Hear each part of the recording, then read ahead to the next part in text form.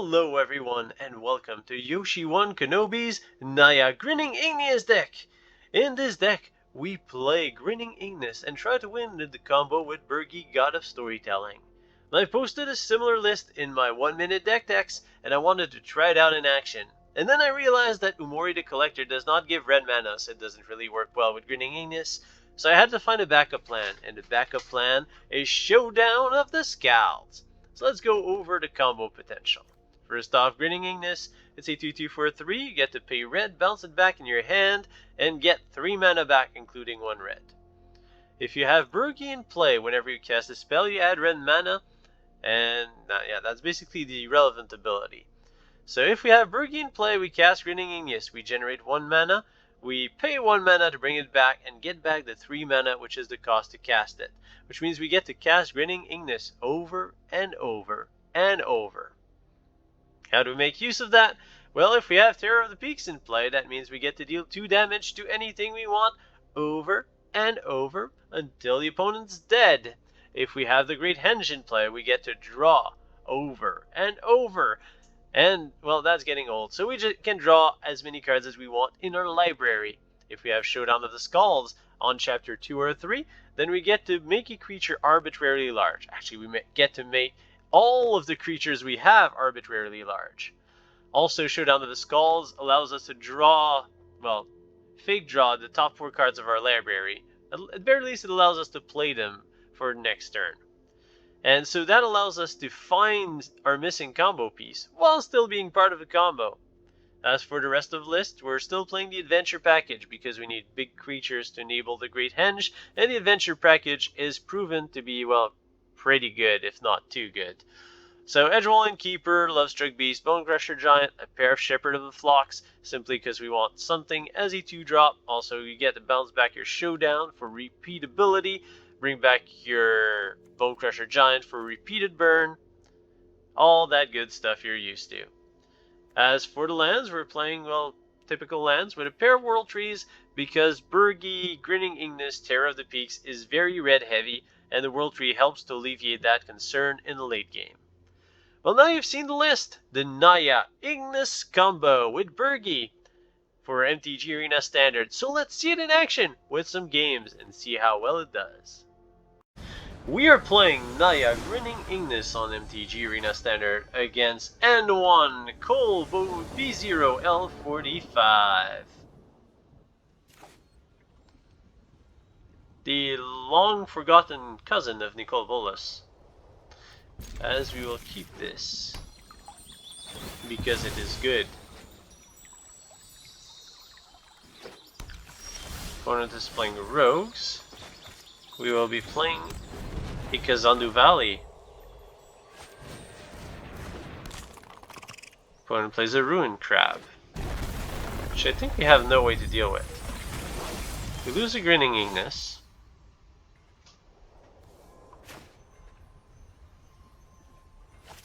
Let's go fetch our white source while we still can.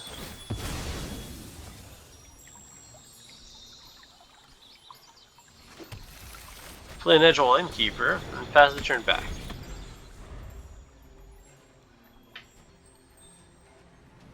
With all the instant speed removal and counter spells, it's going to be hard to resolve a combo against this deck. Very hard. Alright, Great Henge.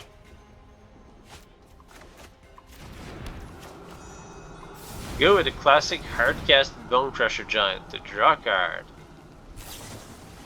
Opponent flashes in Thieves Guild Enforcer, milling us for 2. Before countering, which is fine, we still get our card. And after all, cards are what Magic's all about.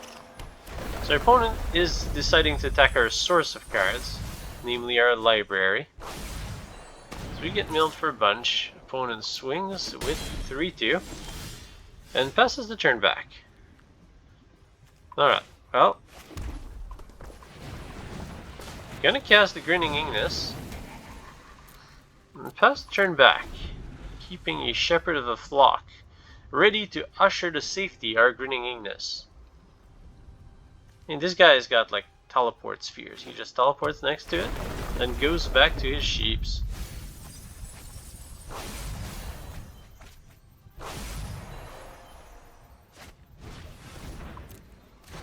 Opponent plays a Wind Robber, mills us.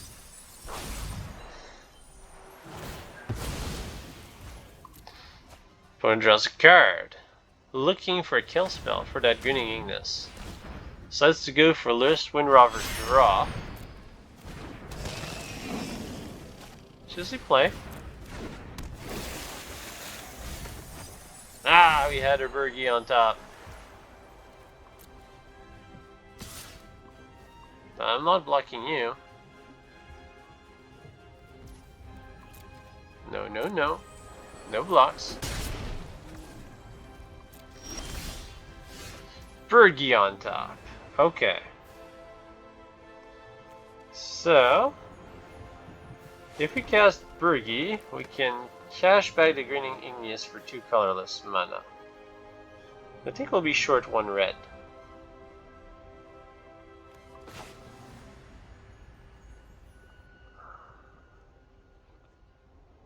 Do we cast the Terror or the Birgi? Yeah, we're short 1 red. Let's go Terror.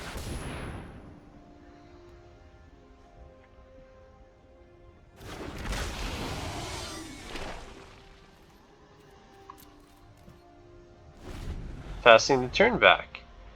Our shields are completely down. The opponent has 3 draws.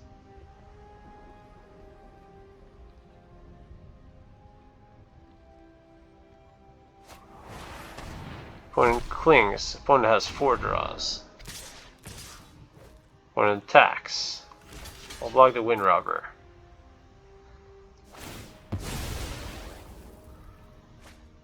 It's kind of meaningless, but attacking with the Wind Robber is still valuable. Opponent flashes in the T-Skill and forces. Mills us. Down to 18 card. Plays the Wind Robber from the graveyard. Mills us. One plays another land. We're down to 8 cards, but we have the combo.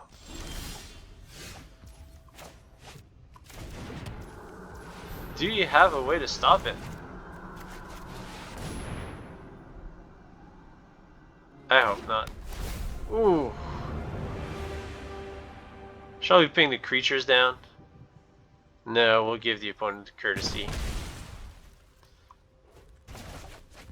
We're going face.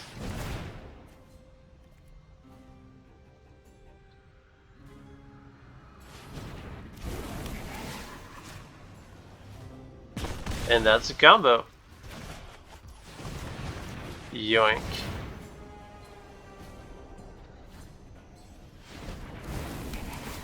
Infinite creatures entering the battlefield with Terror of the Peaks on the board. Doesn't matter that I'm at 7 card. Doesn't matter that you have a board full of creatures. All that matters is that we win. Well, actually, all that matters is that we're having fun. But in this board state, you will lose. Unless you're holding back a removal spell and just waiting for the last second to go, haha, I have defeated you.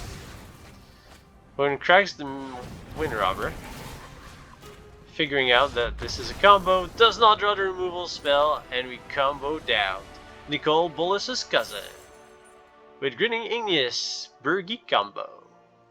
We are playing Naya Grinning Ignus on MTG Arena Standard against the Chicken Wall, ready for a chicken attack.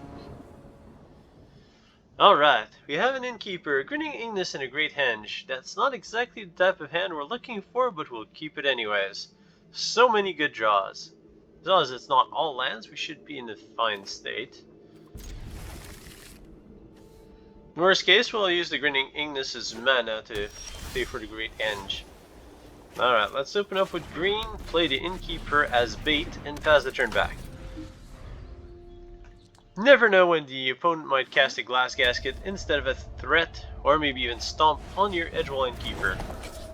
Opponent's playing a token, which probably means a Luca Transmogrify deck. Guiding Voice. Interesting. Opponent fetches an environmental science. I'm not sure what to think about that. How about we go white, draw a card, and pass the turn back, threatening to block the 2/2.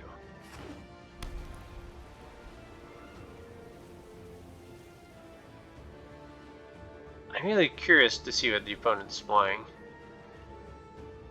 Slightly afraid to see a devastatingly big creature on the opponent's side of the field next turn. Environmental Science, gain 2 life, fetch a mountain. Definitely a Luca shenanigan. We will trade, for sure.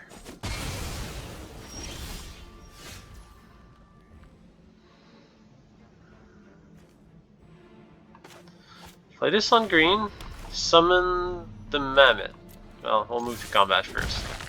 Just by principle. Play the Mammoth, threatening the turn 4 Great Henge.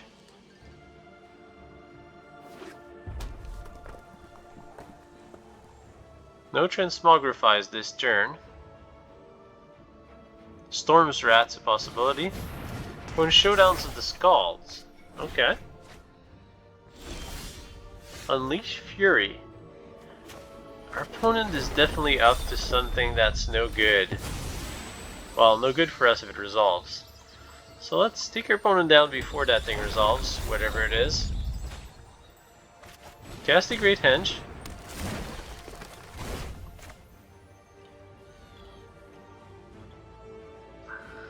Let's draw some cards. Draw 1. Alright, hit you for 8. Should have kept one of the green mana opened. Could have had more threats.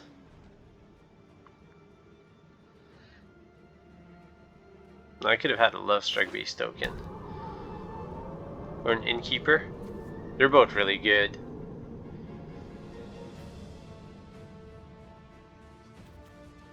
Unleash Fury. Are you playing a Goldspan Dragon Turbo Showdown of the Skalds deck? It's not out of the realm of possibilities.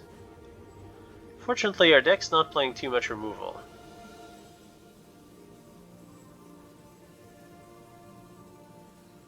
And the big hit from Kazandu Mammoth only took our opponent down to 13, thanks to the environmental science, gaining 2 life.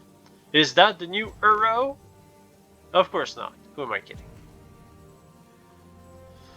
Opponent is pondering. Pondering more. Plays a clever Lumimancer.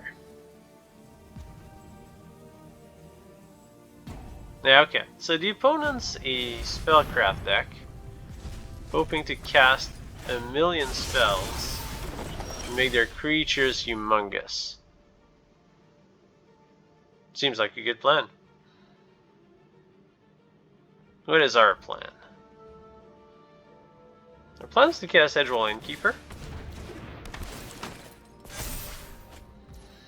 And ideally find a Birgi. White, double green, hardcast Lovestruck Beast, draw 3.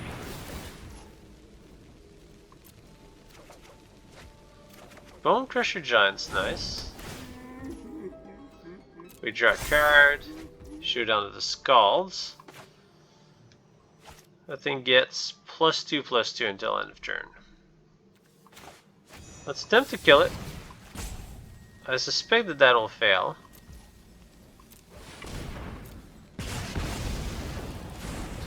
Or succeeds, you know, whatever. Terror of the Peaks. Yep, that'll be backbreaking. Hit you for 8. As we pass the turn back. Threatening lethal in very many ways. And we're at 24. So the opponent needs to turn that satyr into one big trampling beater. Can you do it, opponent? Or maybe I'm giving our opponent a lot more credit. But clever Lumimancer? Look at her, just building up a Sun Shuriken in her hand. Another Showdown of the Skalds. Yeah, this is a spell spamming make my creature protected from you type of deck. That'll fail in this game, but still, that's the game plan of our opponent. Actually seems like a pretty fun deck. But it's no match for the power of the 3/3 Grinning Ignus. And mostly the Kazandu Mammoth, he's been carrying us. And the opponent goes down! Spell slinging, not good enough for just big beaters.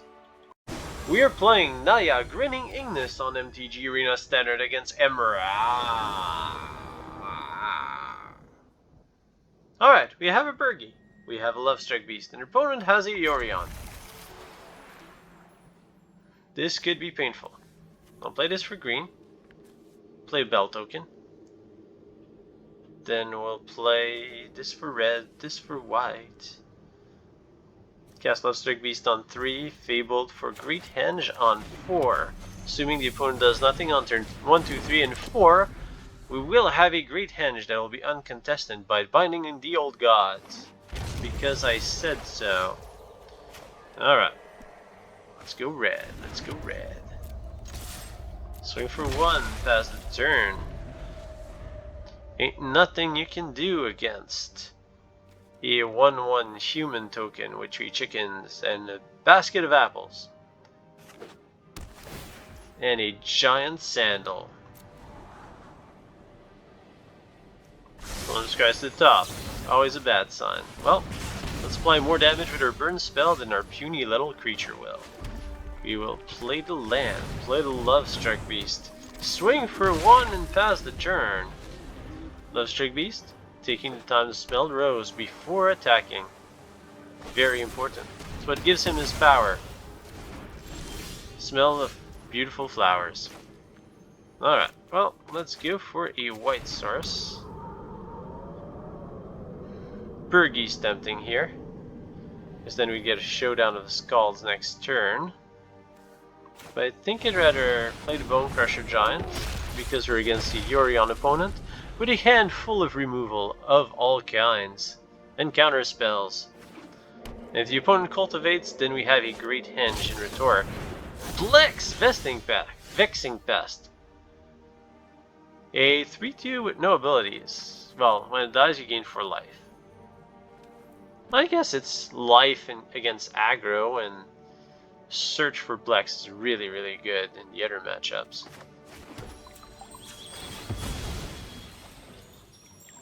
The matchups when the opponent just stare at each other and spell sling a handful of things. I will go Great Henge. I'll move to combat. We'll hit you for 4. Or maybe 0, and you'll gain 4 life. Whichever you prefer, but you lose your legendary creature in exchange for these 4 lives. As we'll pass the turn back.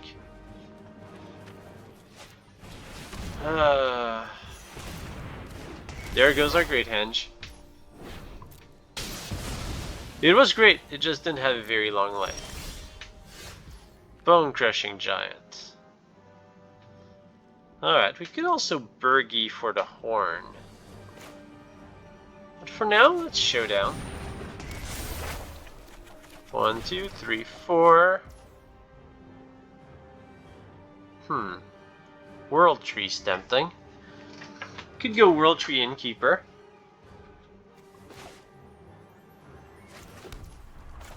Seems fun.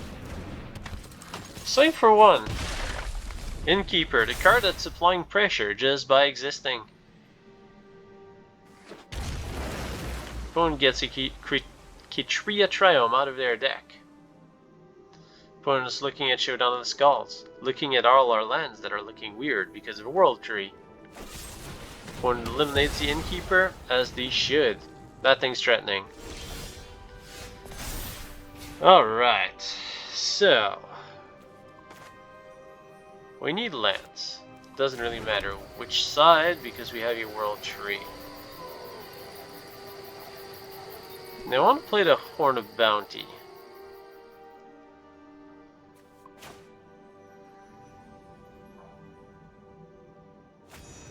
Maybe here I just need to stomp. Turn that human into a valuable asset.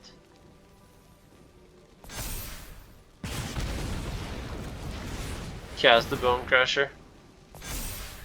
Keep on stacking him, +1/+1 counters. It's pretty much the best value I'm going to get out of Bonecrusher Giants. 2 damage and a +1/+1 counter. And a 4/3.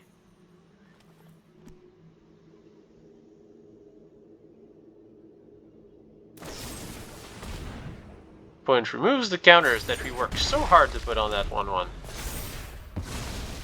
The opponent's non-existent creature all get that touch. Let's not forget about that. As the opponent plays the Temple of Malady. So the opponent is very close to an ultimatum. Brings in Yorion. And foretells... What I foretell is an Alrun's Epiphany. Alright, we're out of gas. Horn of Bounty. There you go.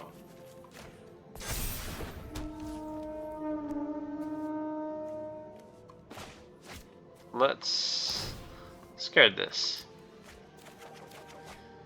Great Henge. I wish I could play you. I don't play this instead. So is the Bonecrusher Giant. Put a counter on the 2/2. Getting built back into a powerful force. I don't pass the turn back. Command Ultimatum. No Alrun's Epiphany. Actually, if you could just pass the turn back, that'd be great. Very unlikely to happen.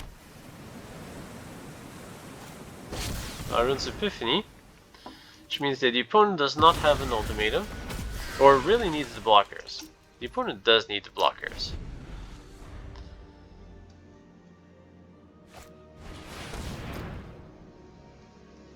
Alright, so the birds are there to block. Blocking birds. So I guess we're going to be playing the To Kill a Blocking Bird game.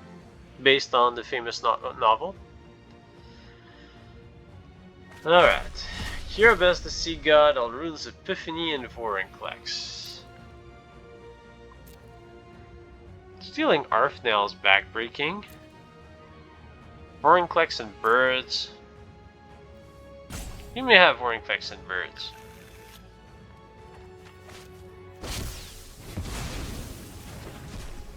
The extra turn's a bit of a pain. But it is what it is.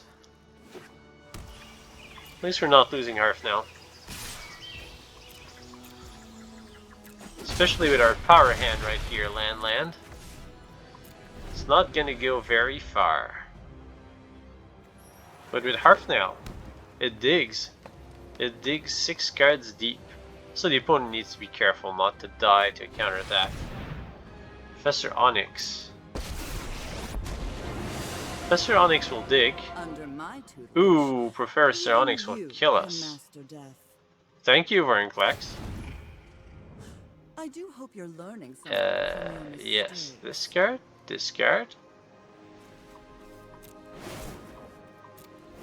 And we die. Yes. I typically blink someone with Surf against Onyx, but this time I guess we hit rock bottom. We are playing Naya Grinning Ignus combo on MTG Arena Standard against the Golden Lord. His second command, the Silver Lord, just couldn't make it. And if he could be playing Modern right now, he'd probably be playing Slivers. Because Sliver sounds like silver. I didn't really have to explain that one now, did I? Alright, well, we'll open up with the Edgewall we'll open up with the Lovestruck Beast token. Whatever his heart desires. Our heart desires a Grinning Ignus combo. and a lot of people residing at the inn. As the opponent is playing Yorion, the Sky Nomad, which probably means Sultai with the ultimatum, the ultimate Sultai.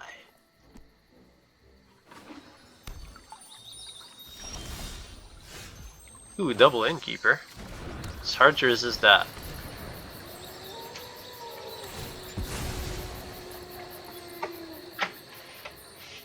Double Innkeeper, Lovestruck Beast. That's how you become a pro player, right?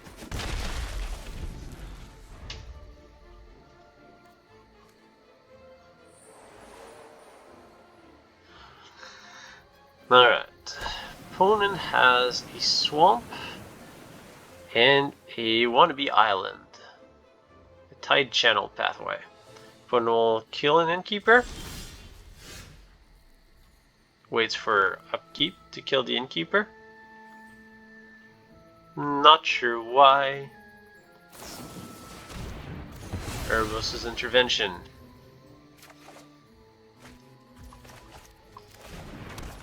I'll still go with Lovestruck Beast. A 5/5 that draws a card. Never a bad thing.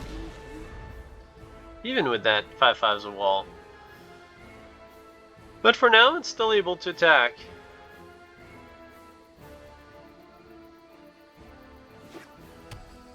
Opponent is definitely Sultai. Although, I guess we knew. Opponent buys Yorion.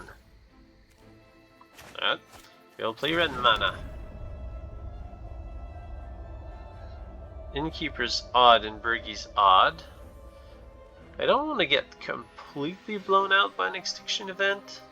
Or Shadow's Verdict, though it's a little early for Shadow's Verdict. So extinction event is what I should be afraid of. So I guess I'll just pass the turn.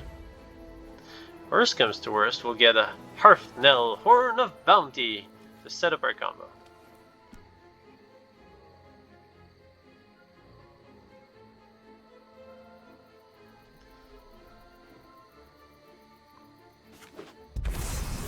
Opponent plays a Seagate Reborn and casts the Foretold Extinction event on Odd.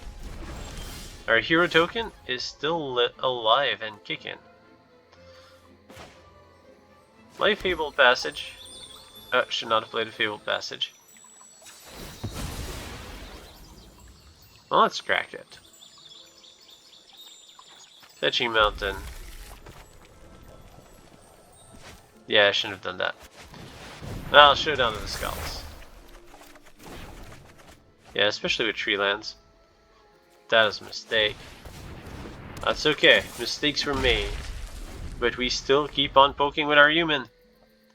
That human will win us the game. Or that one. That one wins games pretty often. That one's a little rarer. Showdown of the Skalds goes down. But we still get a cast. I think we still get to cast our stuff. Yes, we do. Still get to cast our Terror of the Peaks.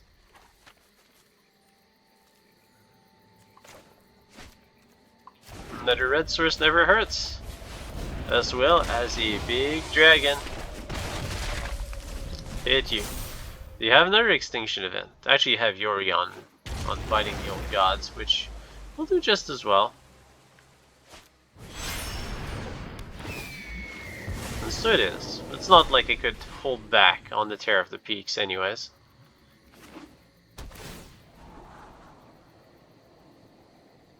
Two, 4, 6, 7. We're still out of range for the Great Henge. Another Terror of the Peaks.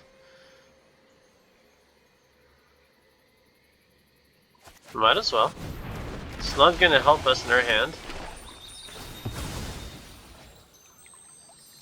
Craig this for another red source, because our options are thin. Pass the turn back. Opponent now has ultimatum mana. Do you have the ultimatum? Tybalt. Tybalt will steal the Terror of the Peaks. And away you go.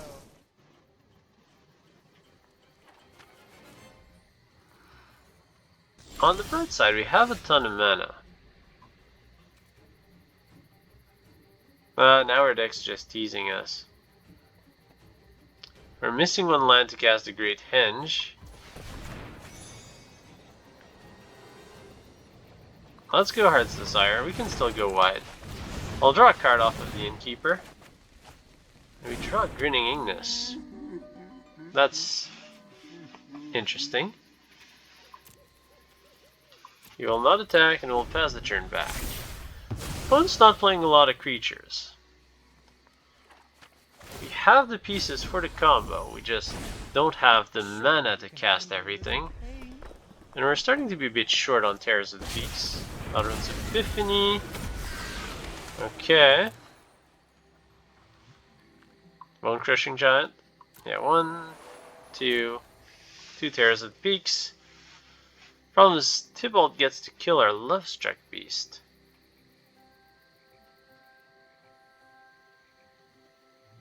We're so close. Opponent goes after the Innkeeper. Well, you still get a Terror and Bonecrusher Giant, although that's not quite enough to kill Lovestruck Beast. As long as we have our Lovestruck Beast, we have hope. I think. I didn't really count. That's 6 points of damage. 4. Opponent can take us down to 6. Opponent can also kill Lovestruck Beast. Showdown of the Skalds. Emergent Ultimatum is too much.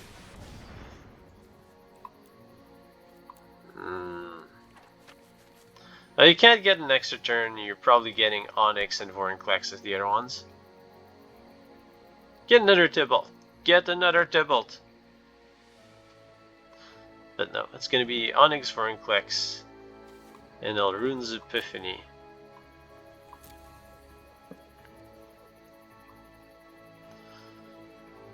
Most likely.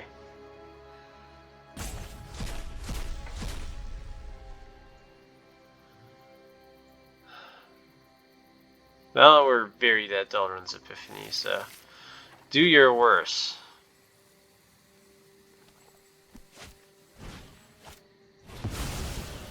Which means you get to have a 6/6, tap all our creatures, hit us for 12, down to 4.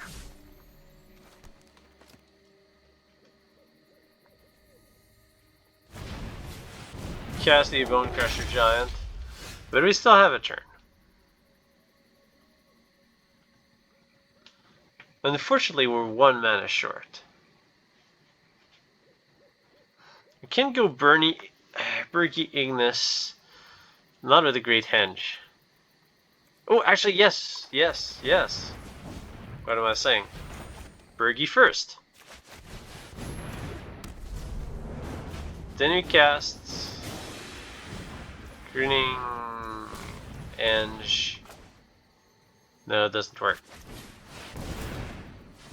Yes, we do get the red mana. Okay. Yeah, we get the red mana from Birgi off of the Great Henge cast, which means we get to draw our deck. Still lose, but we get to draw our deck.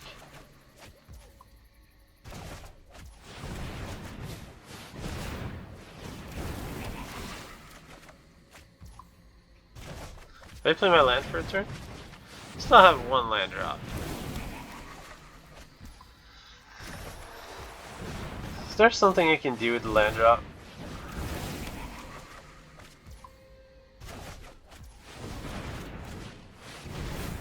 Could cast the Showdown of the Skalds. It's not enough, I don't think.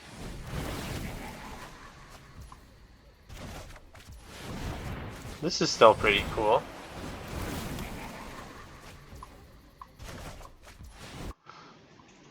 If we're lucky, maybe the opponent will just resign.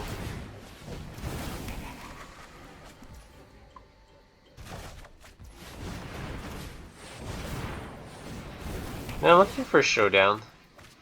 Alright, there it is. Bounce back. Lands. Showdown. Which will generate 1 red mana. And then we lose. So we'll just quit. We can draw our entire library, but then we still lose. It's unfortunate. We were so close. So close. Yet so far. We're playing Naya, Grinning Ignus on MTG Arena Standard. Our opponent, the Brit, is about to give us a lesson. Teach us a lesson about excavation.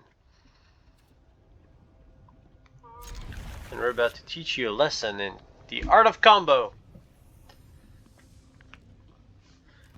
As we shamelessly pull in a bunch of Eldraine cards in our deck. Alright, let's open up with Heart's Desire. Putting in a Bell and 3 chickens in play. Opponent is playing mono red with a Hall Monitor. Opponent does not want to trade. I'll play an Edgewall Innkeeper, which should beat out a Bonecrusher Giant or a Frostbite, almost certainly. Robber of the Rich. Robber of the Rich will attack. But we have fewer cards than our opponent, so that'll do nothing. We'll go and fetch a red source, I think. No blocks, as we'll take the damage from the robber. And that's tempting, but not as tempting as a Lovestruck Beast that draws us a card. That's the way to play. I'll pass the turn back. So opponent can tap Hall Monitor, prevent Lovestruck Beast from blocking. That would be a horrible tempo move from our opponent. So the opponent's likely to go Anax and pass the turn, I think. Lovestruck Beast blocking mono red for years and years. Although it's only been out for slightly over a year. It feels like an eternity that this card has been blocking aggro.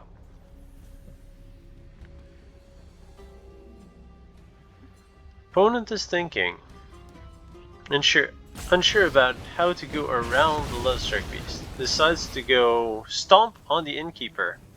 Maybe if the Lovestruck Beast doesn't have a place to stay. Maybe.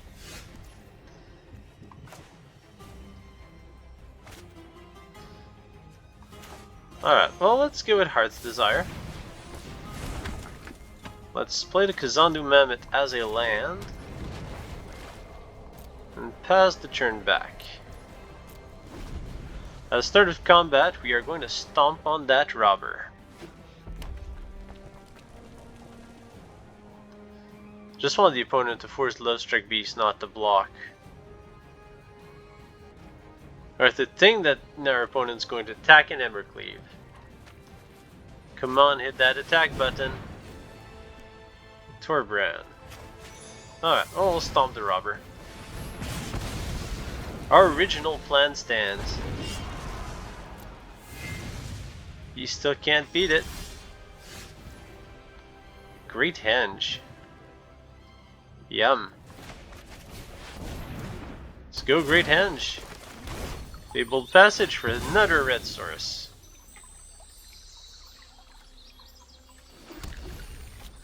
And might as well play a second Lovestruck Beast as a 6/6. And on that, I'll pass the turn back. Opponent could force the 2 Lovestruck Beasts not to block with the Hall Monitors. Although what is more menacing is the threat of Embercleave. There is still a threat of Embercleave. But our 6/6 Lovestruck Beast can block the 2/2 robber fairly effectively. Opponent finds a Grinning Ignus. Alright, so if the opponent has Embercleave, Torbrand will deal 5. So this is actually pretty devastating for the opponent. Doesn't really matter how the opponent plays it. Embercleave the robber will kill Lovestruck Beast, then robber will stick. But everything else will die and we'll keep the 6/6. Otherwise everything blows up. Which is pretty good for us. Oh, and we do get to keep this one. And now it's an embarrassment of riches, as the opponent sees it too, and decides to resign. Just beat down's a good plan. Beat down with the Great Henge and Lovestruck Beast blockers for days. I hope that you've enjoyed this video. Don't forget to subscribe. It won't cost you any mana, and it greatly helps to support this channel and keep the awesome videos coming. Until next time, may the fun be with you.